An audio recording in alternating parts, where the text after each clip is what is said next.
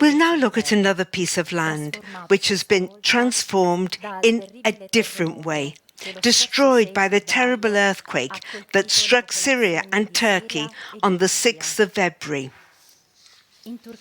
In Turkey, the earthquake has affected over 13 million people.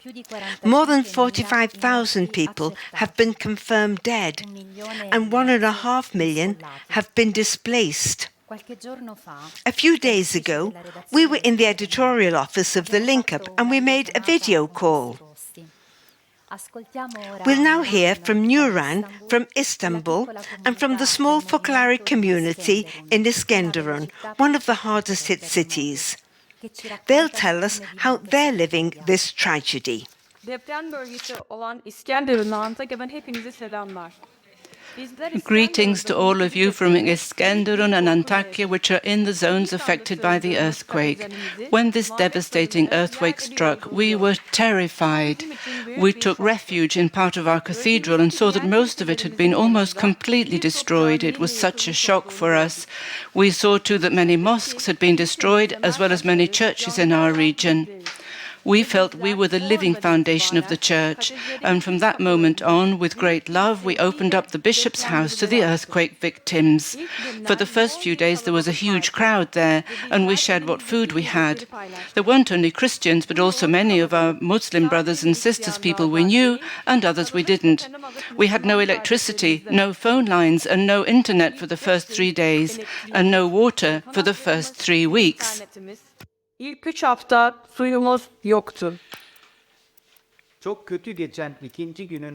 After the second earthquake, we started to share the material aid that we'd received from Turkey and the rest of the world.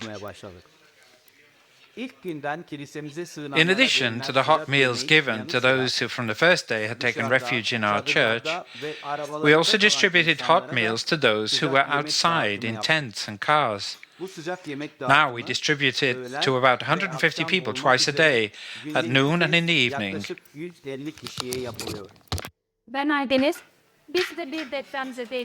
We too were victims of the earthquake. We too experienced that great disaster. The fact that we survived was a blessing from God. Instead of going to other towns and cities, we stayed in our own town and gave a hand to those who needed help right here. We also set up a school project for the teachers and students who've stayed in our town, because the schools have been closed since day one, and it's not clear when they will reopen. We ask you to continue praying for us. Bye bye. Ciao a tutti, grazie. Grazie. Now we're going to Istanbul, a city over 1,000 kilometers away, and we'll hear from Nuran, who'll tell us how the community in Istanbul responded in this tragic situation. Hello, I'm Nuran. Like my friends, I'm from Iskenderun. I met a family I knew who came here to Istanbul. We got together with Christians and Muslims to help people. We gave material help and moral support. This family spent 3 days in the rubble, under the rubble, without eating or drinking and in the cold. In those days, a fundraising campaign started in Italy, and they sent us material goods with which we were able to help about 20 families. Thank you all for your prayers and your support.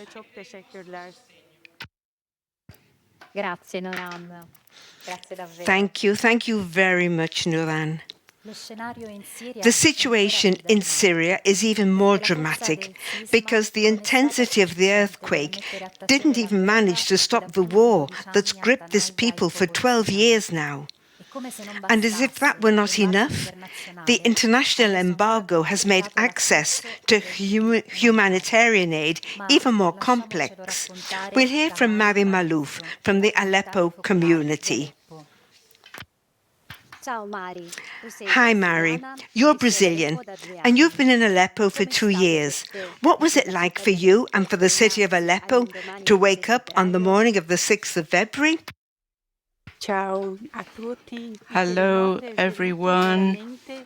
Yes, the earthquake really came in the middle of this terrible situation, and the first question we asked ourselves was why? Why Syria again?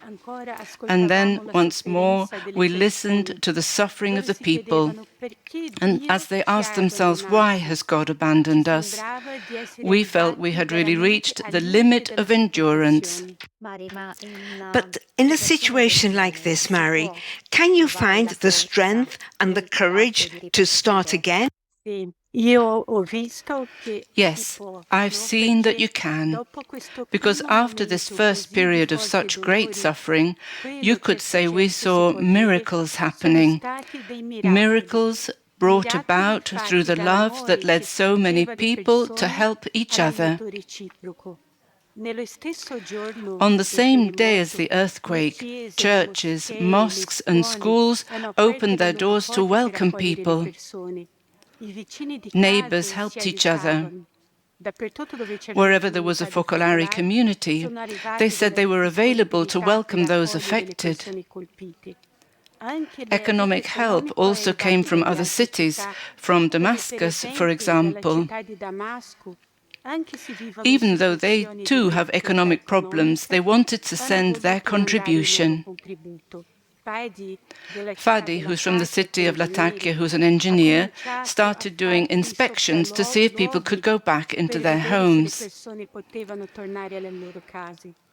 Many volunteers went to visit the elderly who'd stayed in their homes all the time. With the young people of the Aleppo community, we set up what we called an energy cafe, so as to have a place where we could get together to recharge our energies, so that then we could go out again to love others. Now we're all working together for the RISE project, which means Get Up Again. It's a project that sets out to address various needs. There's still so much work to do in providing psychological support, because now, more than a month after the earthquake, there are still thousands of people who can't go back to their homes because they're still traumatized.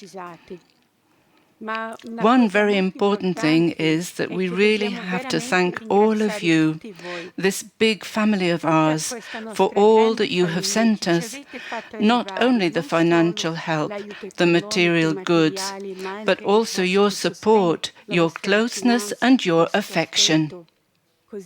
So really, on behalf of everybody, thank you, thank you. Thank you, Mary. We're close to you, to all of you in Syria and in Turkey, and we also want to help practically. If anyone wants to, you can contribute through the extraordinary fundraising effort set up by the Emergency Coordination Committee of the Focolari Movement, through the NGOs Action for a United World and for New Families. So far, we've raised €580,000.